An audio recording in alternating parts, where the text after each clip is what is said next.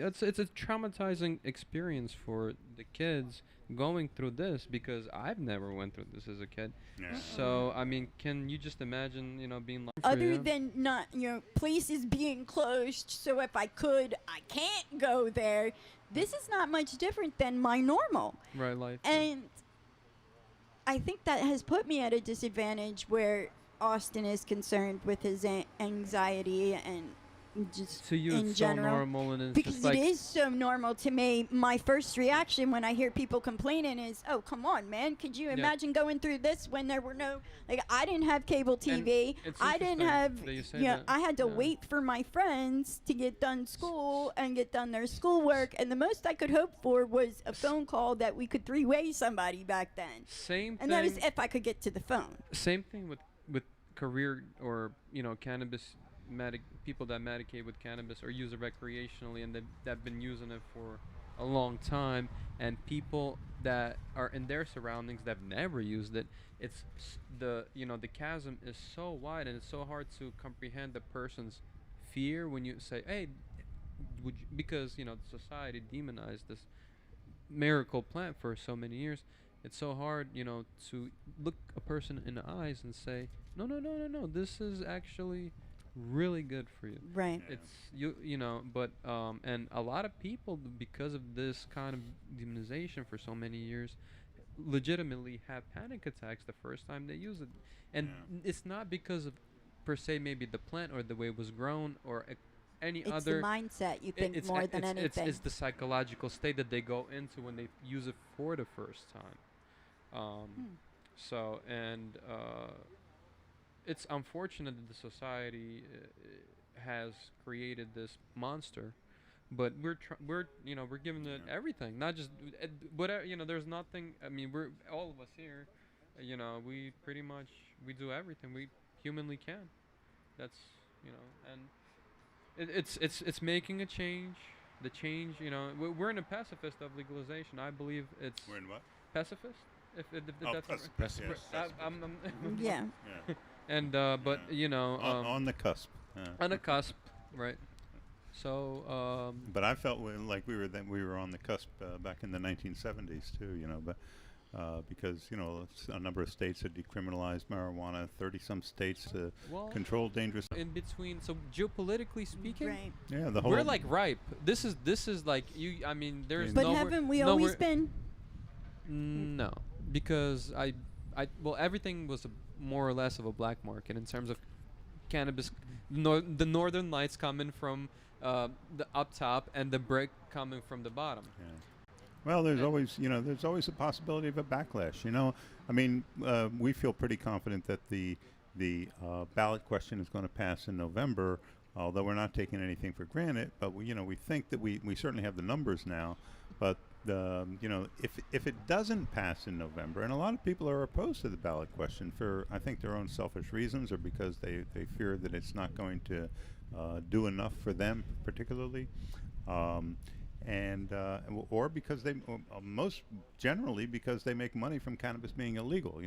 That's the most The biggest prominent right. reason why people are opposed to marijuana reform. But I But think if we do not legalize it in November, we could get a Republican governor next for 8 years like Christie, who would just sit on Sits on it. on marijuana the amount reform, of and it people wouldn't that happen actually for a decade. profit from actually generate in the black market.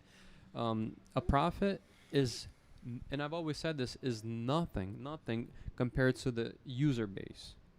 So in other words, when it comes to the polls, it's gonna be dust in the wind. Their vote is gonna be dust in the wind compared to the people that are recreation. yeah. You see what I'm saying? Yeah. I mean, just the mathematical. I hope you're right. I mean, mathematically, it's just it's very logical Yeah. when you think of it that right, way. Right.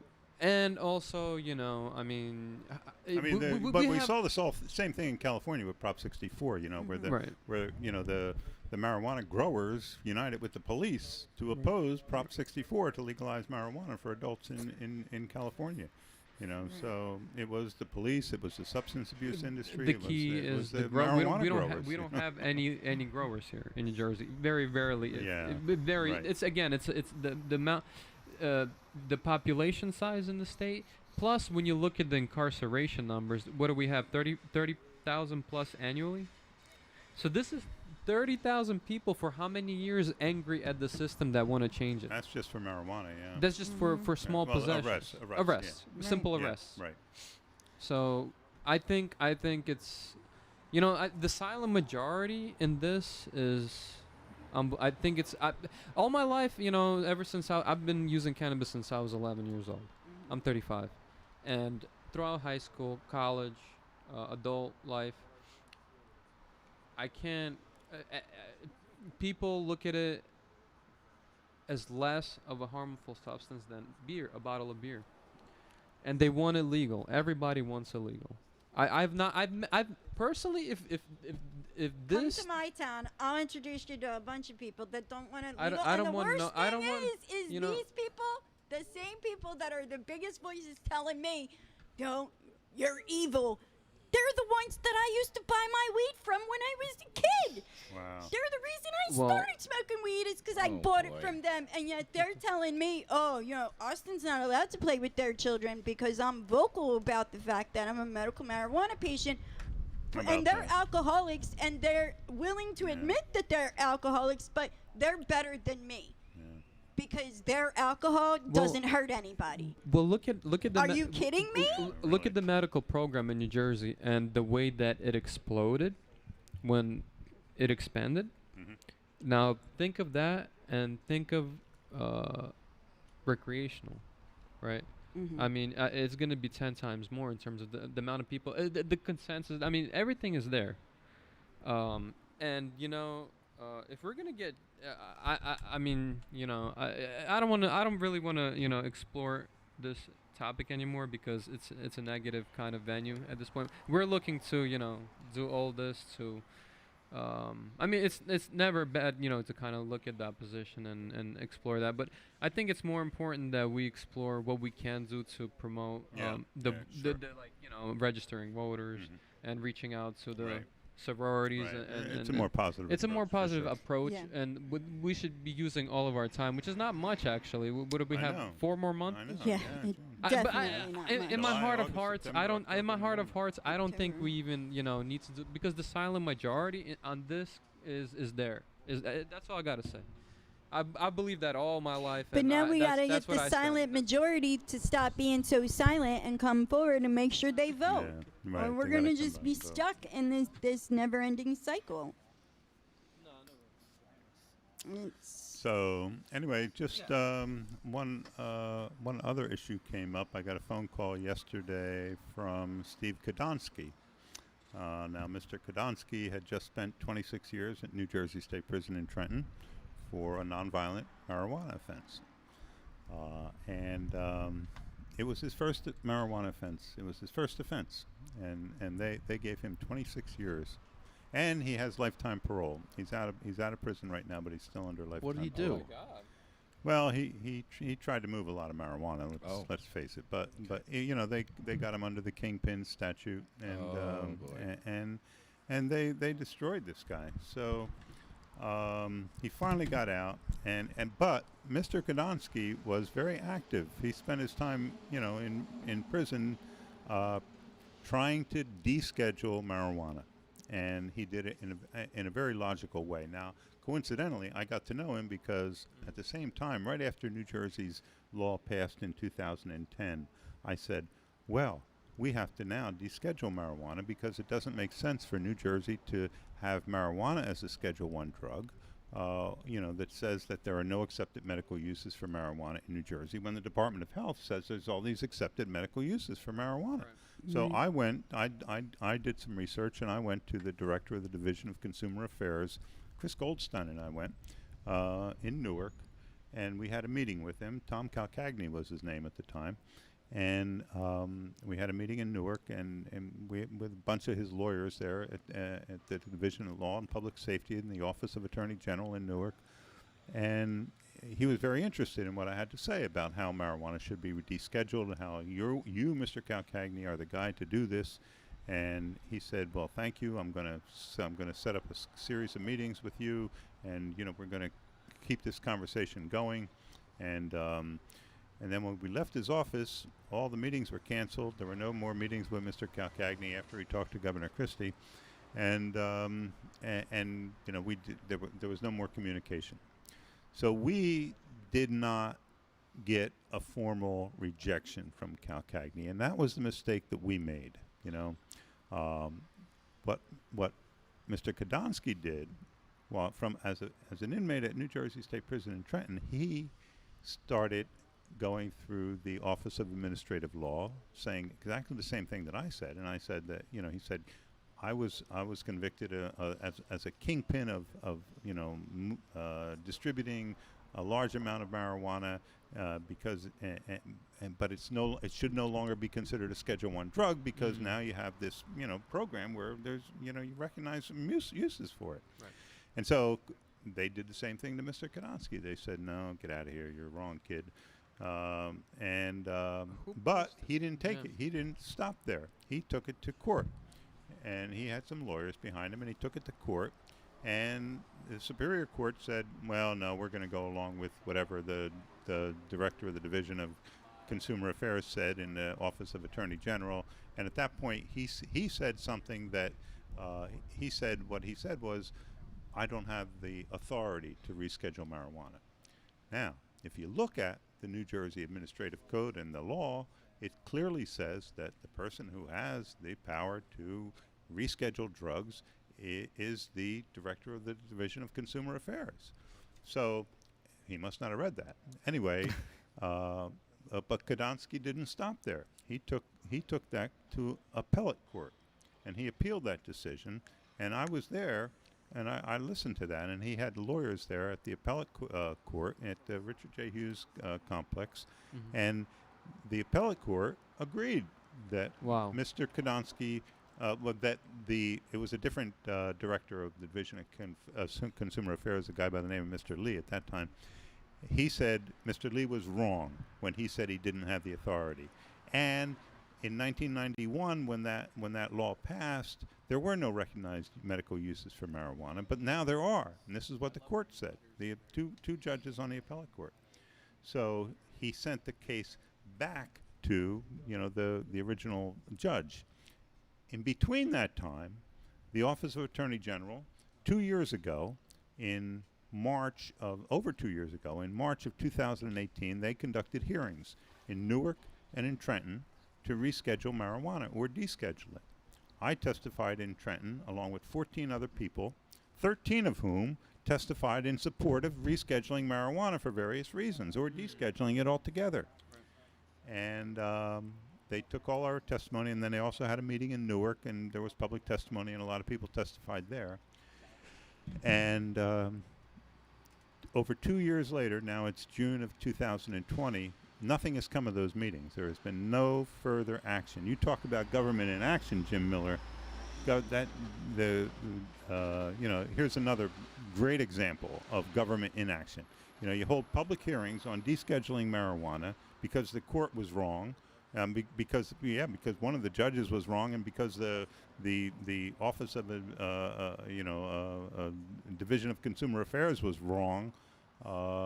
And nothing happens. Nothing happens. So, at any rate, Mr. Kadonsky called me. I was very happy to hear that he got out of prison, and he said he's going to pursue this. He's going to continue to pursue this with his lawyers. Right on. And hopefully, we're going to get some action. This is the only from way this. to go about the situation. Yeah. Anyway, you can't just let it get stale and, you know, kind of like let it go, because then obviously their inaction is going to be more prevalent.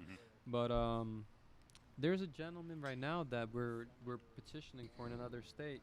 I can't. I was trying. My internet's not working, but From it's like a another family state, picture. or the gentleman that's But in this jail now in it's New like Jersey. I'm not sure, but The I know patient it's like that- a picture of his daughter, his wife, and like he has like long hair. I think they're giving him life right now. Oh, really?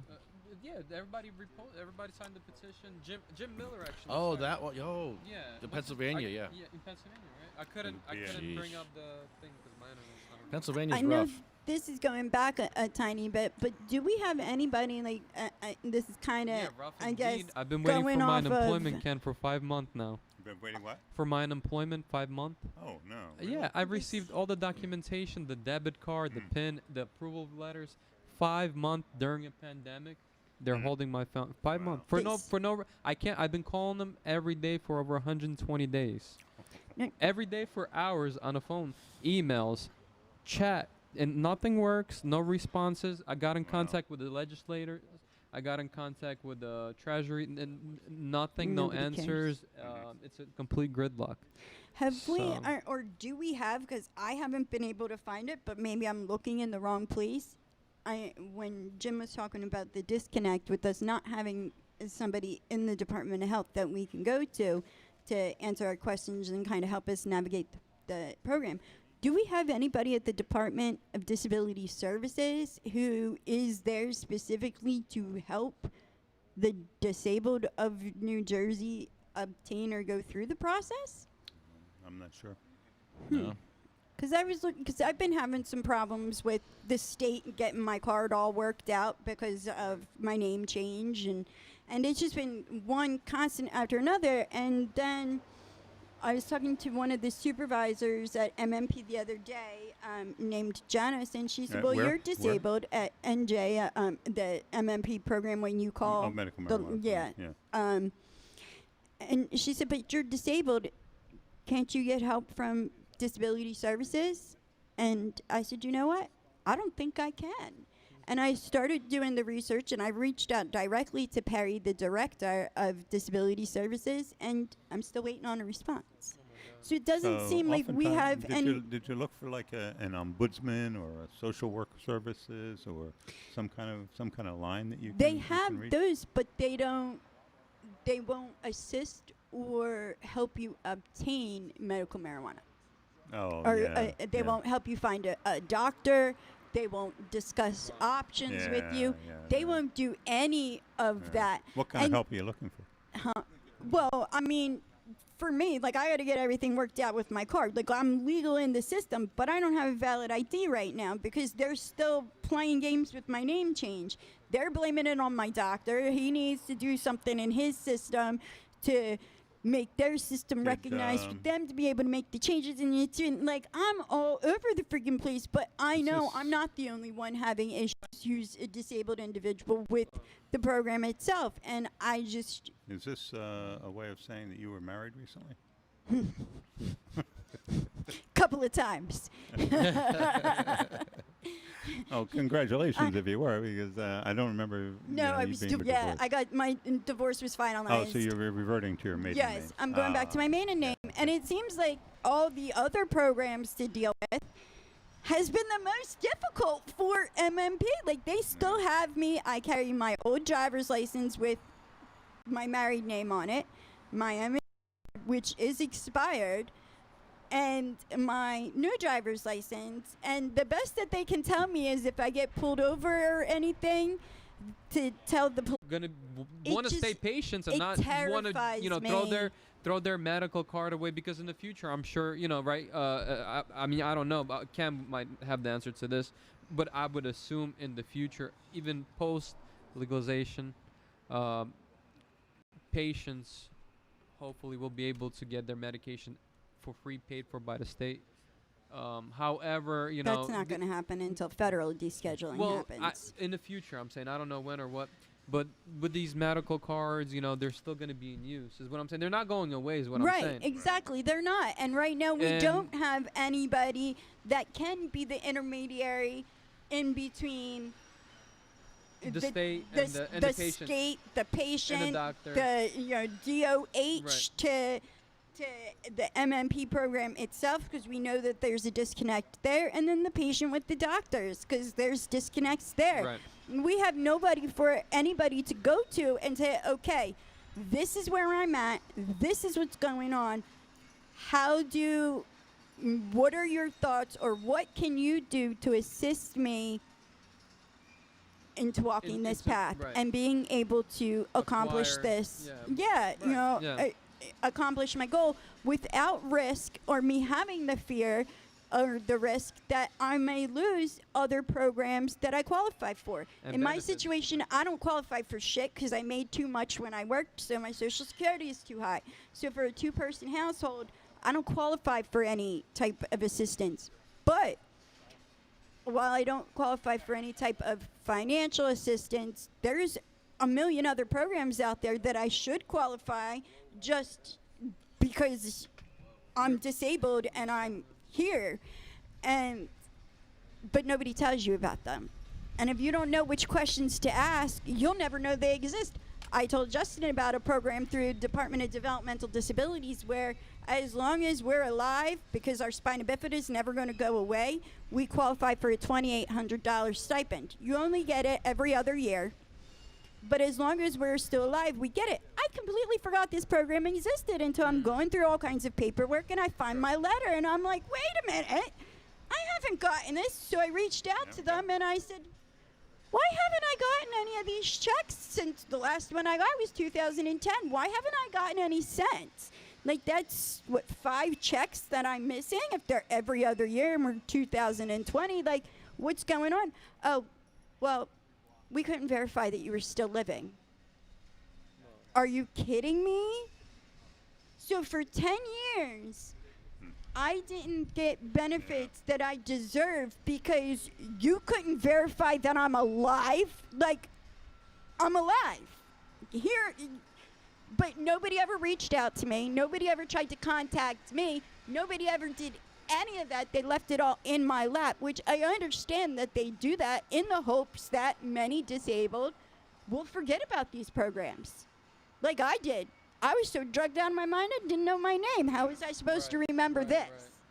Yeah, and now I'm asking questions and everybody's like, shoo. What are you asking for? What do you want to, like, well, we couldn't verify you're still alive. J. So you can't get back pay? No, they won't give me the back pay.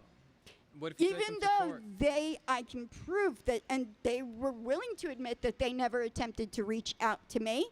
I was told that, and my case manager, who is obviously no longer my case manager, said that the problem was she didn't know how to deal with me as the patient. She was used to dealing with caretakers, family members, and to me that's scary because what's the difference? What are you going to tell them differently than you're going to tell me? No. Like, so basically, my mom's sitting right here next to me. You know, I give her the phone, and you're going to tell her the same exact thing that you're telling me? Because the story shouldn't be different. There should be no difference. Right. Like, but what, you want to speak to my caretaker because maybe they're less knowledgeable about the programs and the services that are available to me, and maybe you can bully them into either not believing that they exist or feeling that I don't qualify, or regardless, maybe you can bully them better into not going for these programs, aid services, whatever it is, as opposed to when you're talking to me, I know what I should be getting. I might be wrong on some of it. You know, who knows? Things change every day. But if I had to be the one constantly... So did you start getting checks yet? No, not yet. But you've still- applied. I'm working on it, Yeah, yeah, you're because working got on rid it, of the yeah. case manager after she said that, you know, she couldn't deal with me, because to me that was ridiculous, so I yeah. filed a complaint, and she has since been fired, because that is really scary. I mean, because That's over all of unbelievable. these years, how many other, I can't be the only one who has a developmental disability, but is not cognitively You're not the affected. only person I like know this, I'm not. no Like, way. I asked Justin, I said, are you part of DDD? And he said, what's that? And I said, it's Department of Developmental Disabilities. He said, I don't have a developmental disability. I said, yes, you do, dude. You have spina bifida. Spina bifida is like, Yeah, spina bifida. it's number 1. Yes, he does. It's number 1 on the list for the state of New Jersey developmental disabilities. The qualifications are that it occurred or started to affect you prior to the age of 22. Wow. We were born with it. Yeah. And spina bifida being that in most cases it does have cognitive effects. That's why it's automatically qualifier. But yet, he didn't know. Payments. Mhm. You know, that's terrible, Tracy. Terrible. I mean, and That's- I'm that's only short barbaric. 10 Yeah. years worth That- of honestly, payments. that's- Justin's short that is 35 barbaric. years worth of That's payments. gross. and only because he didn't know Yeah.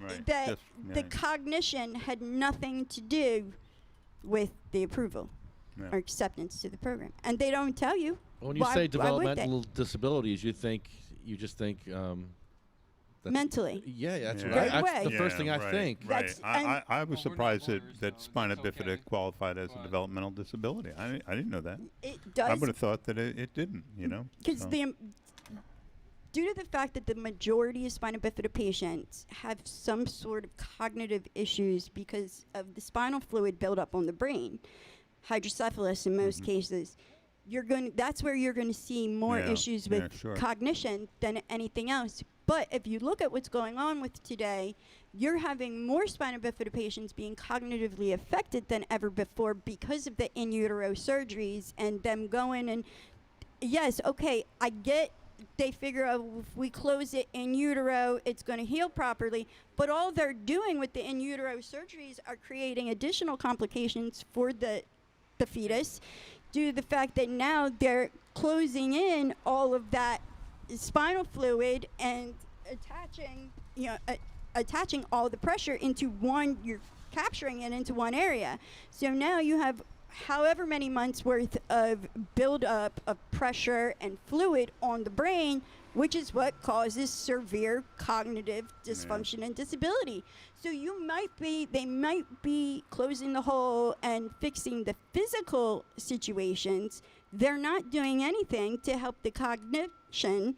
They're actually creating more issues because now once that child's born, they have to rush them right into OR and put a shunt in and immediately and then hope they don't have any issues in that sense. They're finding out now as the studies are coming out with the in utero surgeries that they are of no help to the actual patient because now, 10 years down the road when they're following back up with these children who had the in utero procedures, they still have hydrocephalus. They still have cognitive dysfunction. They still walk with braces and are wheelchair bound, and they're still having the symptoms of spina bifida without necessarily having the name of spina bifida. So what did you fix? I mean, because if somebody had gone in and done in utero surgery on me, I'd be dead. Definitely, because they already told my parents the best outcome for me was that I would. Well, if I lived a year, and here I am, 41 years old, I walk, I talk, I'm a mother, I carried the child. All things that by all laws of nature I should not have been able to do because in myelomeningocele, you're actually missing complete portions of the vertebrae. It's not just little pieces, it's complete portions. So there's nothing connecting our skeletal structure. How do you stand? How do you walk? If your skeletal structure is not completely connected, how do you do it? But I do it, and so does Justin. But we both know patients who have meningocele who are in a much worse position than we are. Right. Because we have some ambulation abilities where many meningocele patients, which is considered the least severe form of spina bifida, they're in a much worse situation than we could ever be in. It's crazy. It's crazy. It really is crazy. Like but I said before, even when it came to my surgeons recommending, spinal intrusion on me, and I denied it, and I recovered pretty well myself. They really don't know everything. That's the truth. it's true, they don't. And we have to, as people with these debilitating conditions, we have to. It has to be a known fact Right. within the community. Are we spinies? Are we all spinies here? Yeah, Yeah, I we're all think spinies. we are all spinies. Well, there's more spina bifida patients born every day than any other childhood disability. I knew I liked you guys for a reason. We're all spinies. So See? we've got that for us. But we're the least spoken about and known We're all about vertebrate. aspect of childhood disabilities. unvertebrates. You don't I mean, hear I'm- about us the way you do. Get it? you've Get had the surgery, You have back Slough? surgery? No, Oh, not yet. I refused it. Don't. If you I- can put it off, man. Well, Yeah. I've recovered. I've rehabilitated myself. It took me about Yeah. 4 years. Yeah. But I was looking at $500,000 lawsuit. I got only $6,000 because I didn't get surgeries. Mhm. At the time of my lawsuit, they changed the laws in terms of you had to prove permanency. With That's the, what fucked me. Yeah. That's what fucked me. Excuse my But- language, Hey. but that's what In terms that really is what killed me. The doctors say straight out that she messed Are, up. are we online yet? Black Just- and white. have Yeah, you- we've been on. Finally. Oh, you are. We've been on- And then I go and curse. They actually changed the laws around the time of my car accidents and but you know money I didn't I look listen I can care less about the money honestly. The most important thing is I can walk. I'm not I'm not in a wheelchair.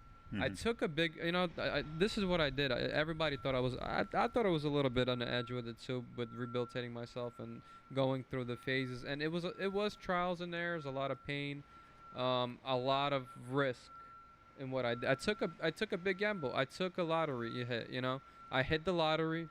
One of the very few, but I had a lot of knowledge, previous knowledge. My body was already I was my bench on the bench. I would work out with like not one time, like I would work out with 400 plus pounds. I would deadlift 500 plus pounds. I would squat, and this is not one times. This is what I used. So before the car accident, my body, my joints, my ligaments, everything was already so strong. I think that was part of the reason when I went into the rehabilitation, I was able to be so successful with mind you, I was experimenting on myself. Right. There's a lot of risk I took. It's a little naughty from a lot of perspectives. I thought so too. At times I thought I was gonna fail, but nobody knows your body better than you do. nobody knows. And this is the thing. Well, I mean, and the key. I think, I know, scientifically I can't prove. So I think, but I know in my heart of hearts, cannabis use was a mitigating factor because at that time when I was doing it, Israel actually revealed some, groundbreaking research that they said that cannabinoids do help to strengthen bone. Yeah.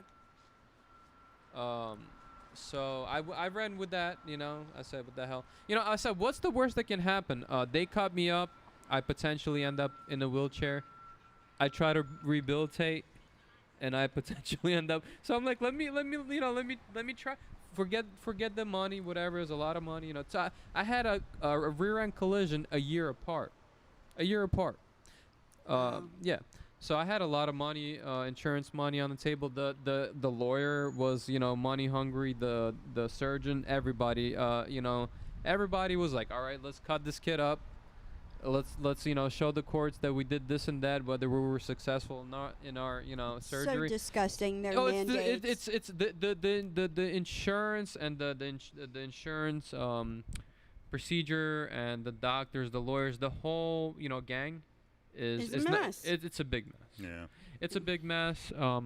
This is why the state, I guess, decided to implement these extreme rules in terms of like when you go to court, you must prove, because a lot of scam then it people were ends up screwing us. Like my people- doctor, people- I have I a mean, black and I white letter understand that that she they says wanna I protect messed up, and themselves. there's not a damn thing I can do because of there's a the lot of statute and the overlap, the permanency there's a lot overlap. of scam artists. It's true. There's a lot of people that get into car accidents to get the opiates, to get the insurance money, et cetera, to scam the system. To not have to pay for their court payment any longer. Whatever That's it is, popular down by us. there's scammers. They try to protect themselves at the cost of legitimately injured people. Mm-hmm. It's an unfortunate scenario, but the terrible evil people are responsible for this. It's not the innocent people that are truly hurt.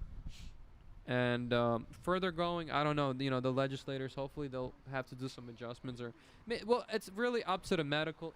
The science world should have a machine, the judges or Yeah. whoever is That's We're never- not more right. for you to receive the reward.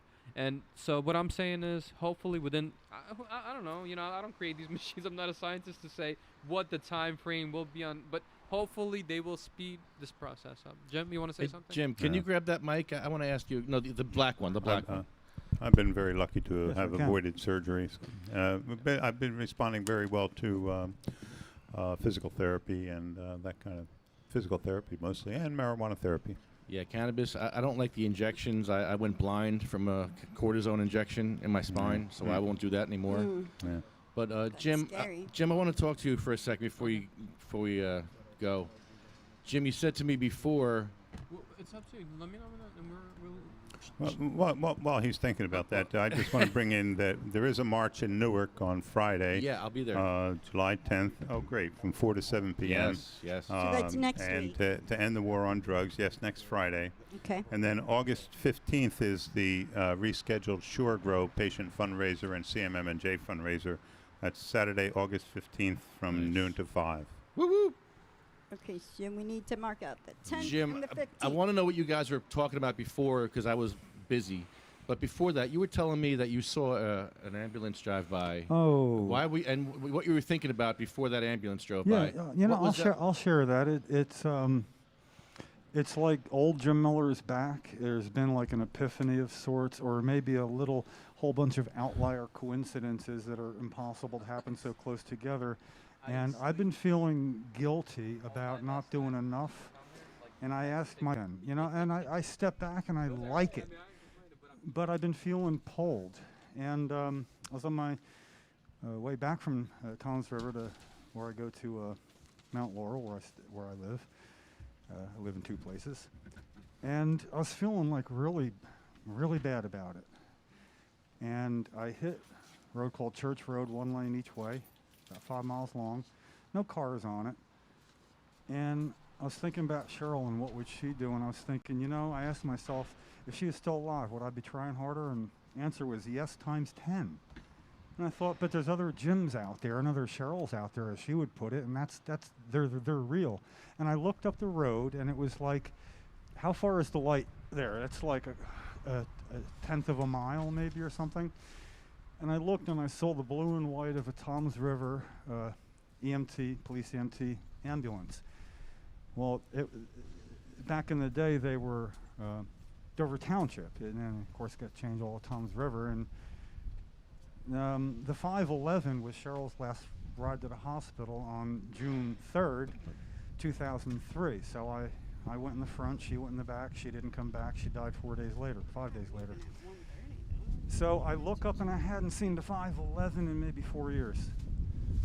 And I'm thinking, no way. And I already knew. As it come by, I see it at 511 and my world changed. I know. It's a coincidence. I get that. And maybe I'm a spiritual person, but not with everybody else's kind of God. To me, it is instinct, intuition, and coincidence. That's what moves me, because that I can see, feel, and smell.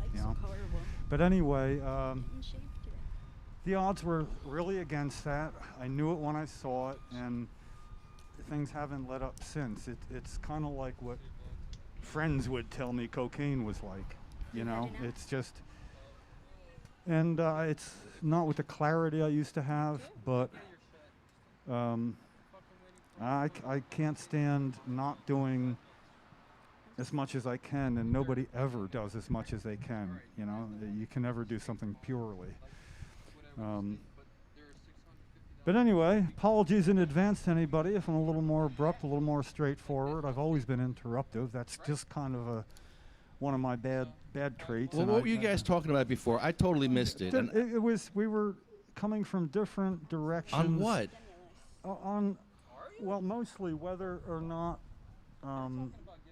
we can do things consecutively, concurrently, and Ken makes a good point that it does dilute what you're doing with other people. But then when I think if it's getting out the vote, that's not legislators' job. That's not pulling them away from anything. And as long as we have one person doing one and one person doing another, we can do things consecutively rather than concurrently. And I don't know. I like moderately respectful different points of view, because that's what goes on everywhere. and can make some valid points, and then I have to reassess my way, because that's why I'd like to hear what Ken has to say, what you have to say, and when we don't have the same point of view, I know I'm never all the way right. Yeah, I'm sorry, I it's missed hard that. to recognize Because I disagree with Weedman right now. I mean, I'm friends with him, but we disagree No, on. He wants to vote no, and I want to vote yes. And well, then he votes no and you vote yes. yeah, that's all it is. See how, again, though, that's all we can do. It's not like, nobody really, people in the code, we do owe it to get people out to vote, and they know how we feel. And I never ask anybody how you going to vote or vote this way, but I want you to register and vote on this issue. I think everybody Right, should. Everybody right. has a stake, for or against it. Right. You want to vote either way, get on the bus. It's your duty in New Jersey, and it is huge. And what Ken was saying is incredible, because the Northeast is kind of watching us. It's like it means so much, and we get people off the battlefield immediately. That goes a lot farther than decrim. Yeah, I'm solidly behind it. I'm a yes vote on that. Easy. Is decrim going to affect the legalization vote? Is what? Decrim, the decriminalization bill. No, That was the question I think had, that yeah. I think that will be the argument against it, and I think that I know at least Ken is well prepared for that. So I think that I'm going out on a limb saying it's going to pass, but the reason it's going to pass is because people are going to get out and vote for it. My whole opinion is based on people getting out to vote. Yes, it will pass, and it will be a bill that will then brought into fruition with, again, much debate on two different directions and from different sides. But look for me then. You're not going to be able to find me. That's it. See me stepping back? What does that mean? Yeah, I'm not sure. That's a decent question, though, about what effect decrim would have Hey, I on gotta the go. ballot question, assuming we get a good decriminalization bill passed before November. Obviously, some of the legislators, like Senator Rice, have been our strongest opponents of marijuana reform, even opponent to medical marijuana. I mean, he voted against every medical marijuana bill ever.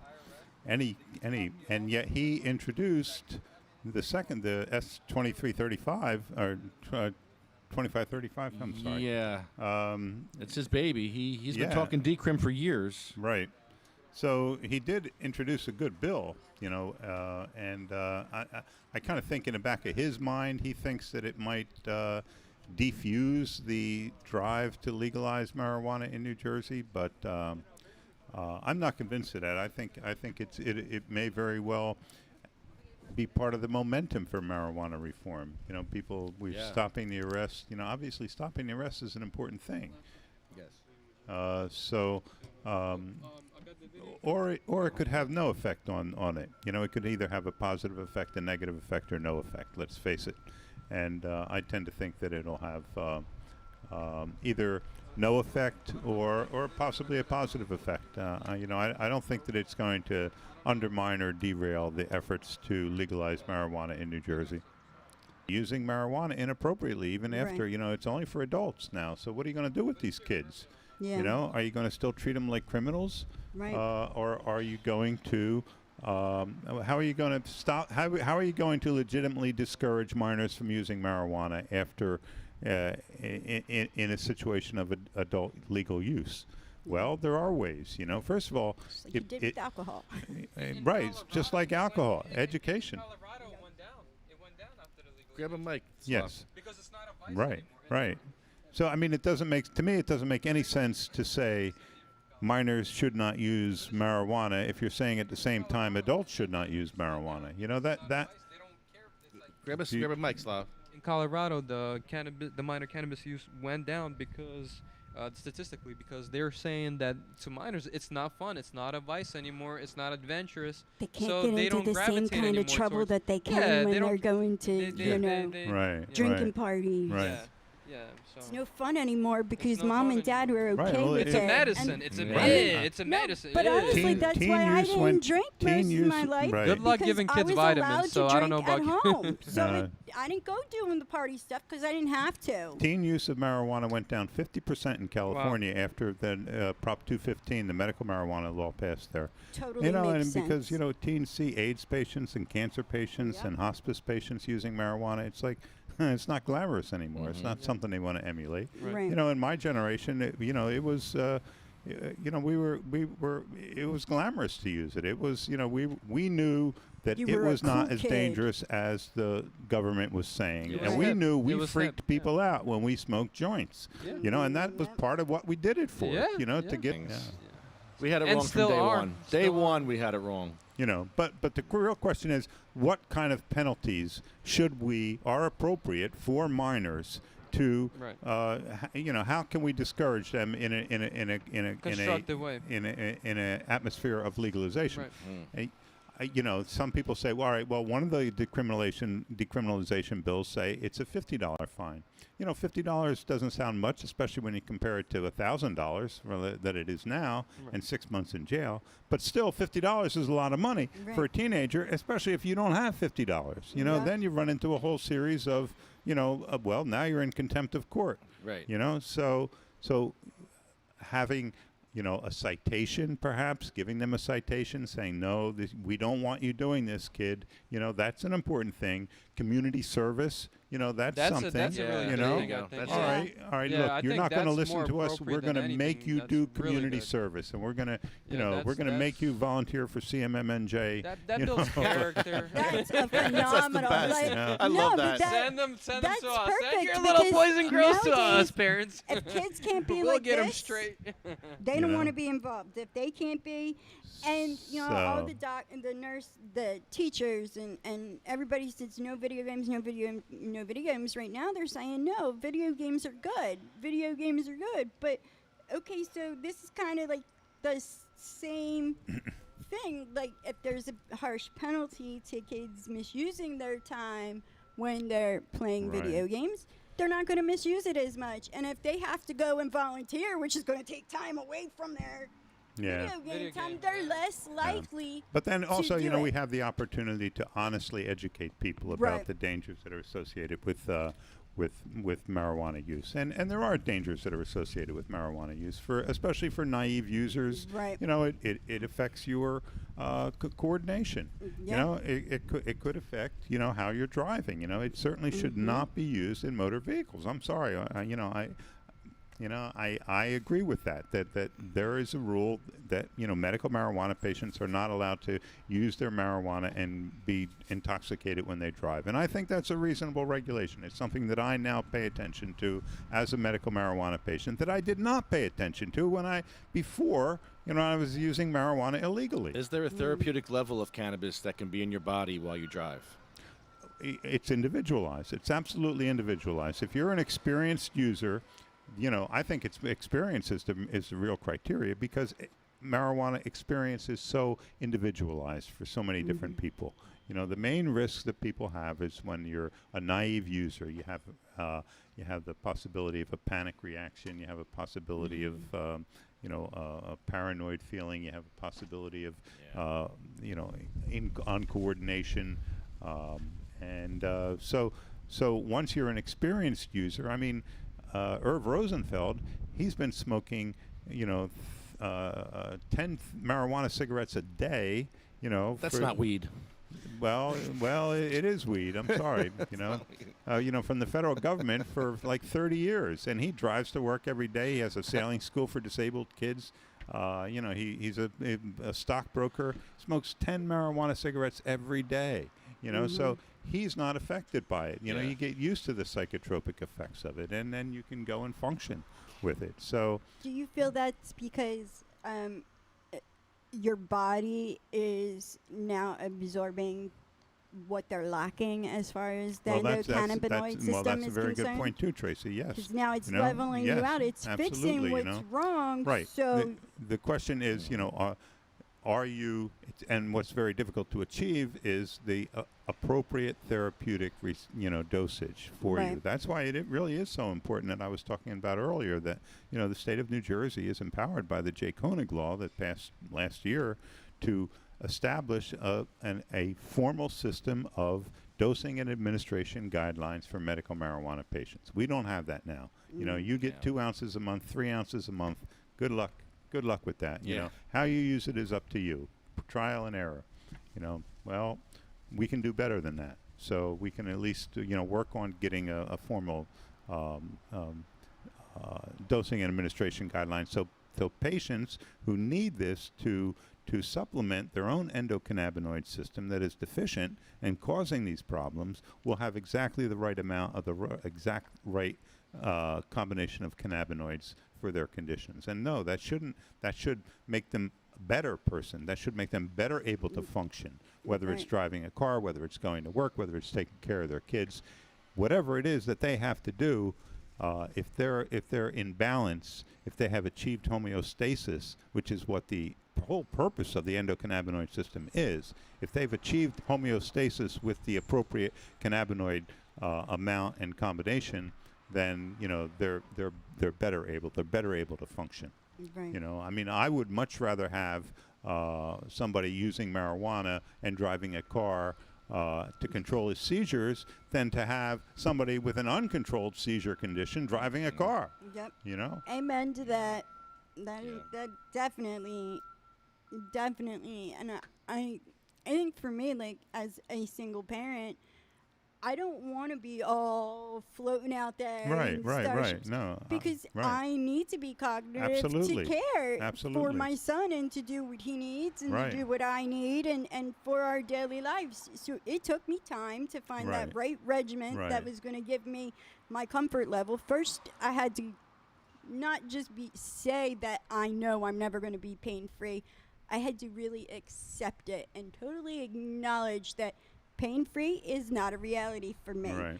But I can get to comfortable Mhm. or to slightly annoying is even better than, and once I get to that point, I'm good. I don't need to go overboard. I don't need to have anything additional because And that's what so many people dislike about opioids. I mean, the opioids, they'll control your pain after a while, but you'll be unconscious. Right. You'll be a zombie. Exactly. So, that who Yep. wants to live like that?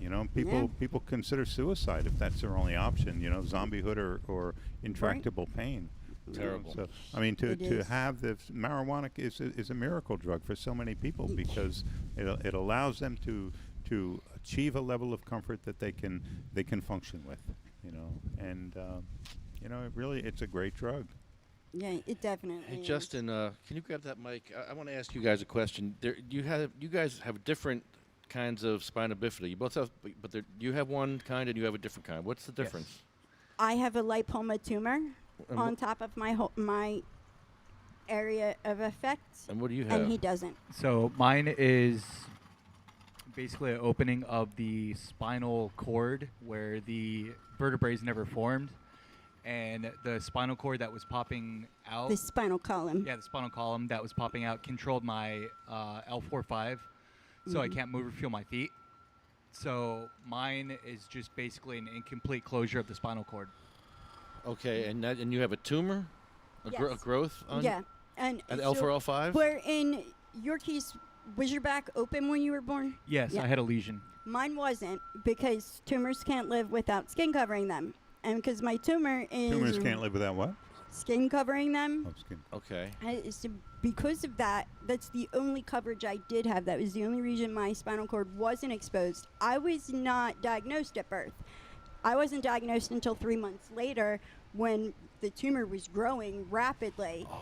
And my dad was like, something's wrong. I don't know what it is, but something's wrong. And they kept What did he see? What was? How did you know something was wrong? Well, the bubble on my back was getting bigger was a bubble and on your bigger back. Oh, and bigger, God. and like they weren't going through diapers with me as much as they were, when my sister was younger, and